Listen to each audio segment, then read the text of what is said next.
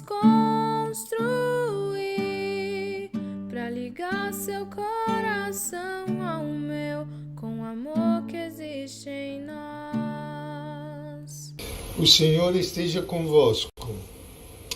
Ele está no meio de nós. Proclamação do Evangelho de Jesus Cristo segundo Lucas. Glória a vós, Senhor. Naquele tempo, entrando Jesus na sinagoga, disse: Hoje se cumpriu esta passagem da Escritura que acabastes de ouvir. Todos davam testemunho a seu respeito, admirados com as palavras cheias de encanto que saíam da sua boca. E dizia: Não é este filho de José? Jesus, porém, disse: Sem dúvida, vós me repetireis o provérbio: Médico, cura-te a ti mesmo. Faze também aqui em tua terra tudo o que ouvimos dizer que fizeste em Cafarnaum. E acrescentou: Em verdade eu vos digo que nenhum profeta é bem recebido em sua pátria. De fato eu vos digo, no tempo do profeta Elias, quando não choveu durante 3 anos e 6 meses, e houve grande fome em toda a região, havia muitas viúvas em Israel.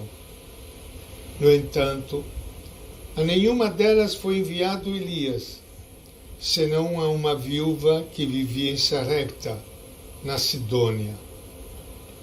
E no tempo do profeta Eliseu, havia muitos leprosos em Israel. Contudo, nenhum deles foi curado, mas Sinamã, o sírio. Quando ouviram estas palavras de Jesus, todos na sinagoga ficaram furiosos. Levantaram-se e o expulsaram da cidade. Levaram-no até ao alto do monte, sobre o qual a cidade estava construída, com a intenção de lançá-lo no precipício. Jesus, porém, passando pelo meio deles, continuou o seu caminho. Palavra da salvação. Glória a vós, Senhor. Pode sentar-se.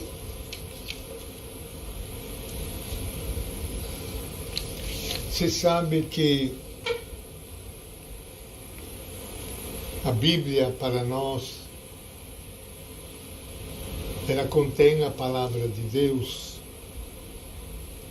Ela não é um livro de museu. Isto é um livro que foi escrito, você lê, é o máximo você tem memória dele. Para nós, a Bíblia é sempre atual.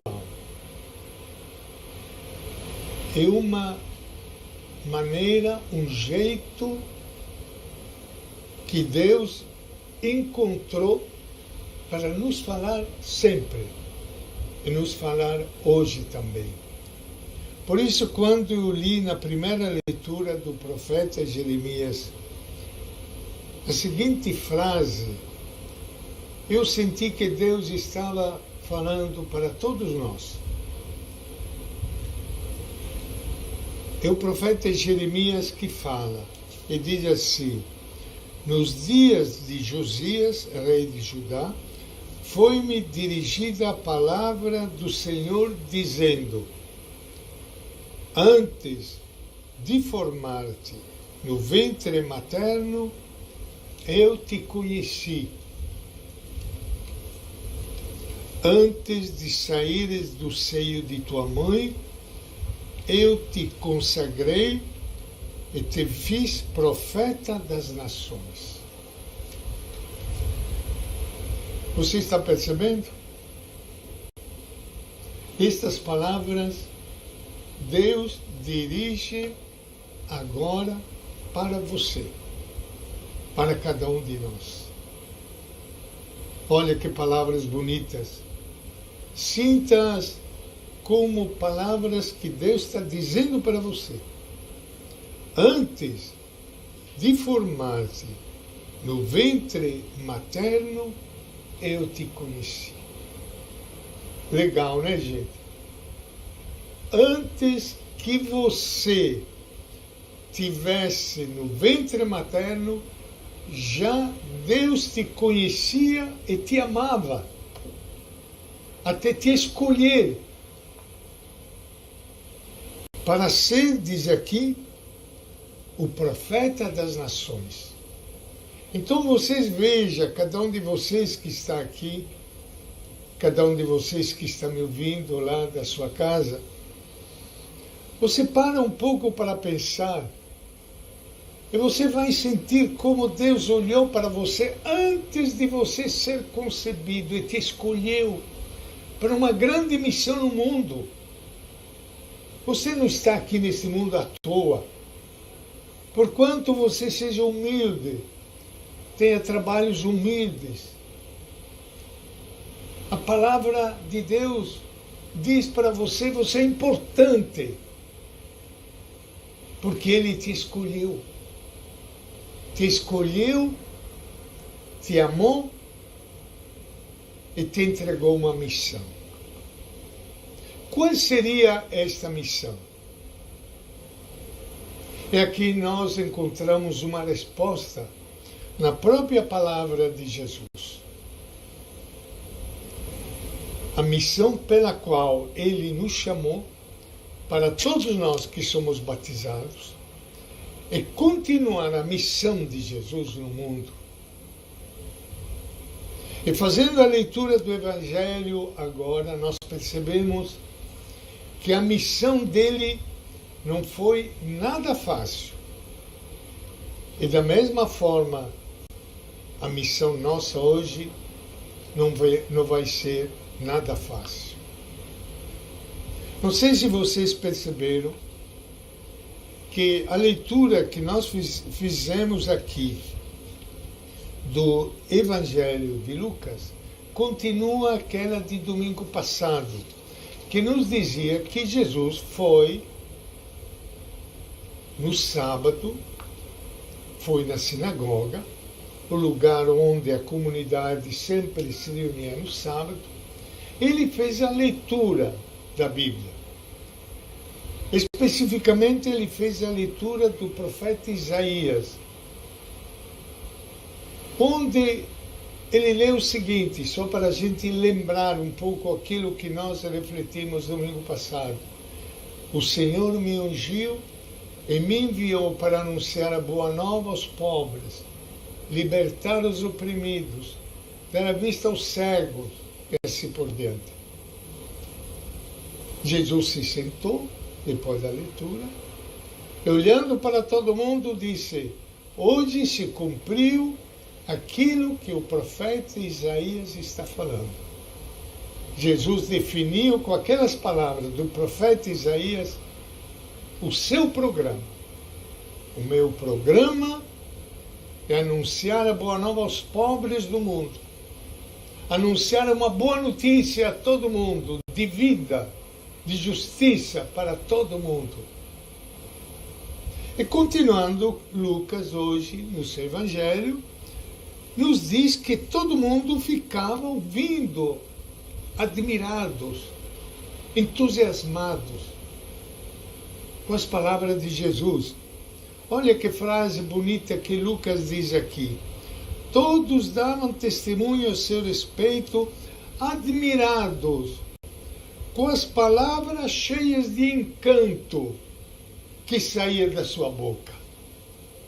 Palavras cheias de encanto que saíam da boca de Jesus. Todo mundo ficava de boca aberta, ouvindo Jesus falar.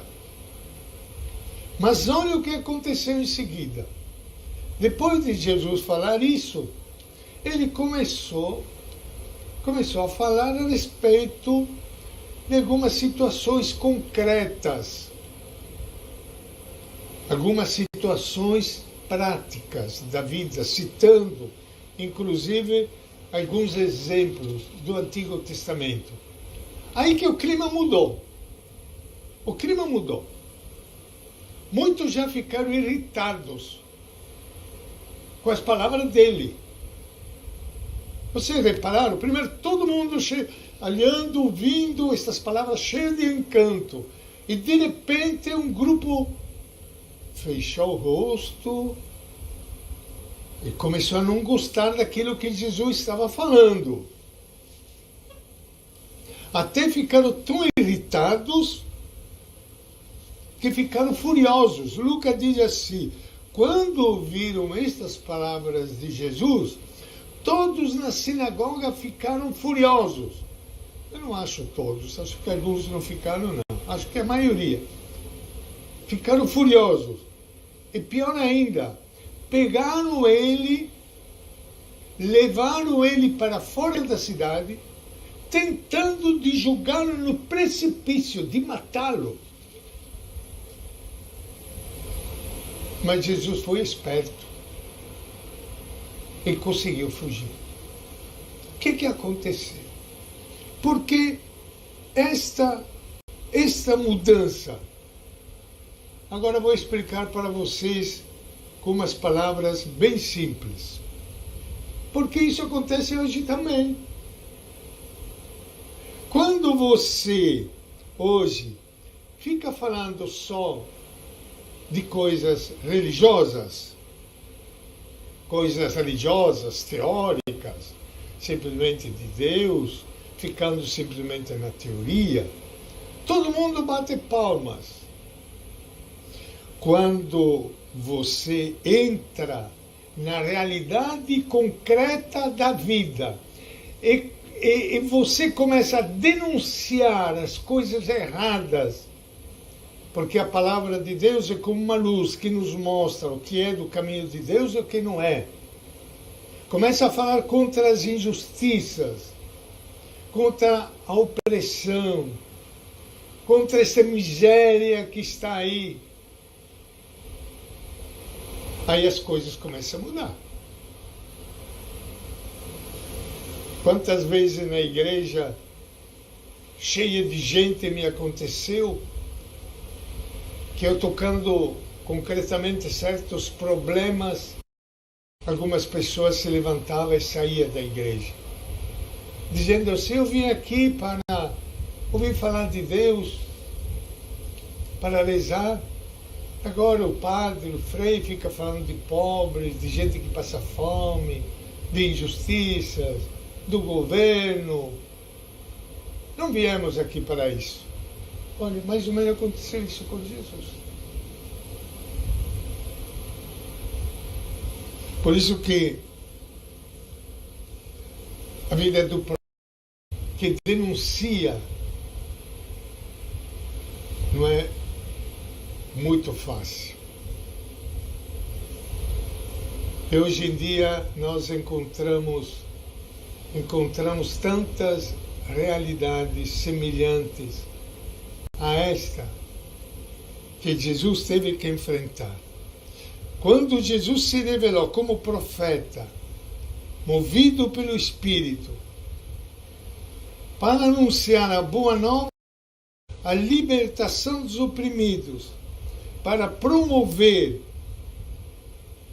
o mundo mais humano, muita gente ficou furioso. Será que você já teve essa experiência? Por isso que muitas vezes isso diz respeito a nós padres, mas quem sabe a muitos de vocês também, muitas vezes o medo das críticas, do abandono de pessoas amigas, a opinião dos outros sobre nós, nos impede de seguirmos Jesus e sermos profetas corajosos que nem Ele. Por isso que hoje em dia você lê em toda parte que a igreja hoje carece de profetas. Nós tivemos um período da nossa igreja católica, especialmente na época da ditadura militar, a nossa igreja católica era uma igreja profética, que denunciava, que não tinha medo. Infelizmente as coisas hoje não são desse jeito.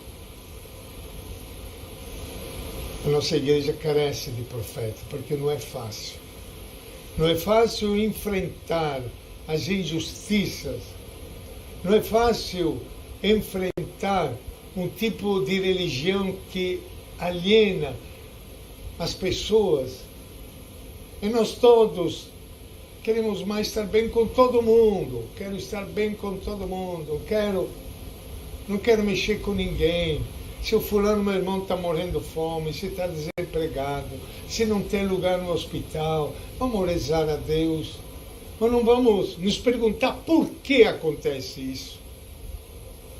Não sei se você conhece uma frase muito popular de do Helder Câmara, que dizia assim: quando eu falo dos pobres, de ajudar os pobres, todo mundo bate palmas. Quando eu pergunto por que há tantos pobres, tanta gente passando fome, aí muitos começam a me criticar. Esse aqui é o profeta. Por isso que eu digo sempre, lá na casa dos pobres, onde nós distribuímos comida todo dia, mais de 600, 700 pessoas, eu sempre digo, nós não podemos ficar simplesmente em dar comida. Nós devemos ajudar esse povo a crescer, ter mais cultura, poder julgar com a sua cabeça, não ser assim manipulado facilmente por muitos, como estão sendo manipulados hoje. Uma das coisas que mais estão presentes hoje, você sabe muito bem, são essa notícia falsa, onde facilmente, através da internet, a gente acredita em tudo o que se fala. Por isso, ajudar o nosso povo a ter uma consciência crítica e poder julgar com a sua cabeça o que está certo e o que está errado. E no final, gostaria de lembrar para vocês uma conclusão que o apóstolo Paulo traz para nós e traduz na prática tudo aquilo que nós ouvimos falar de Jesus agora, o grande profeta. E o próprio apóstolo Paulo mostra que foi um grande profeta, por isso que ele sofreu muito também. Mas ele não teve medo, não. Ele foi em frente, até morrer daquele jeito que vocês todos sabem. Olha o que ele diz nesta carta que nós lemos na segunda leitura, chamado o hino à caridade, o hino ao amor. Quase para dizer, olha, para nada serve tantas coisas, dogma, doutrinas, rezas, até amor aos pobres. Se você não tem amor, ele chama caridade.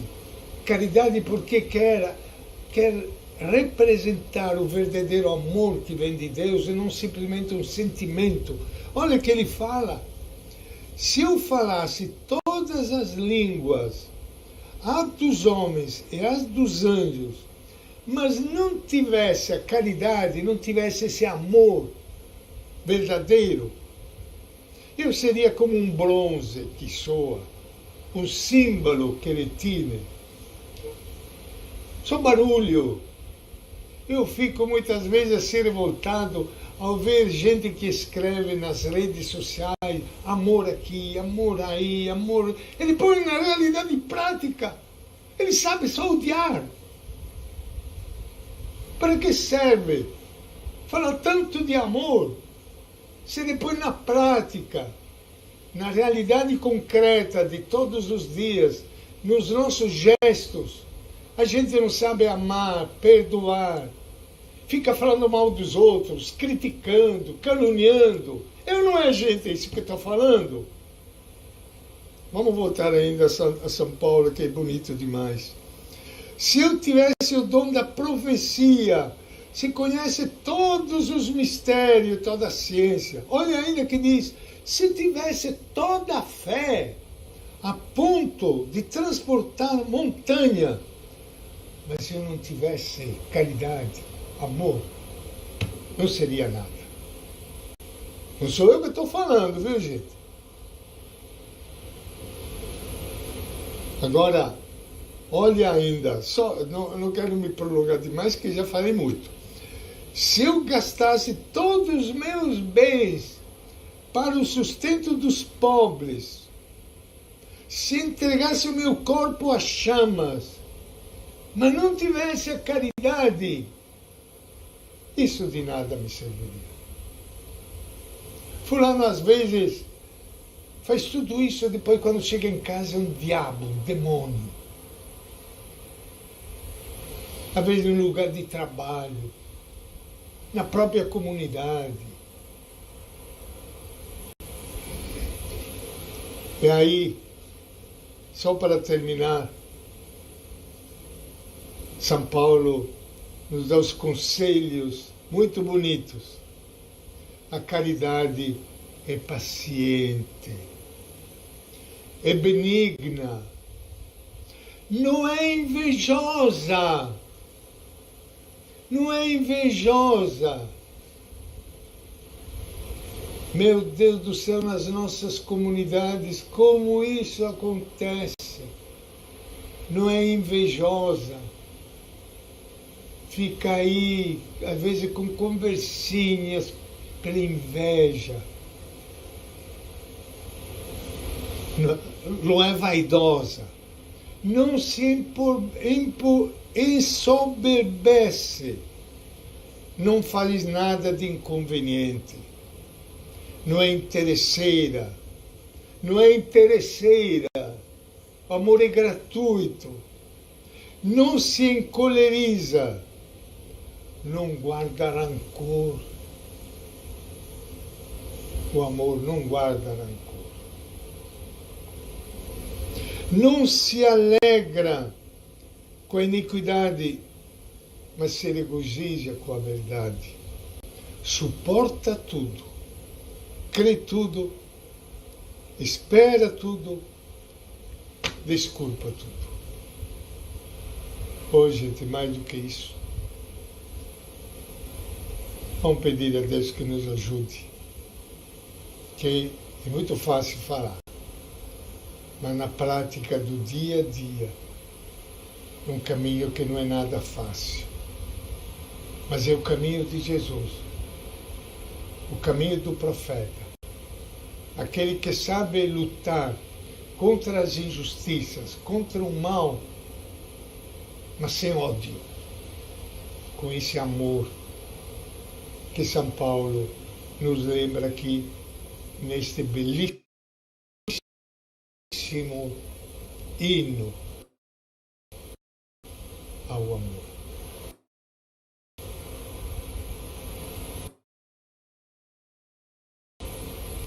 Tudo bem, gente?